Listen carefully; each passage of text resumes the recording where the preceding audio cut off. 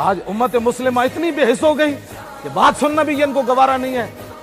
صحابہ نو تو خطرہ ایسی کوئی نہیں نا, خطرہ تے آج تو آنو ہے کہ تیر کہو بھئی اسی ایٹم بم چلا دینا ہے تے امن عالم کو خطرہ ہے.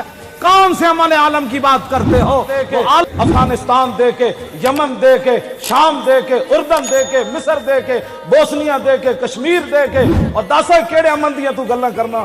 میں دسو میں بھی چاہنا امن ہوئے, لیکن دسو کیڑا امن دی چاہنا. پوری دنیا تے کفر نے مسلمانوں نو لتاڑ کے رکھ دیتا.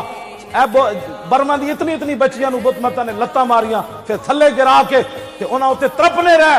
دسو بچیاں کی کہندیاں ہونیاں کہ محمد بن قاسم دوبارہ نہیں آنا. ہر 1.5 مہینے بعد صحابہ جنگ لڑی, خندق حضور لڑ کے آئے, اجے حضور نے ایک طرفوں سر دھوتا سی, جبریل دروازے تے آ گئے سن. حضور دروازے تے گئے تے جبریل نے عرض کی تھی حضور اسی تے جنگی لباس پایا, تسی اتار دیتا ہے. فرمایا کیا چاہتے ہو؟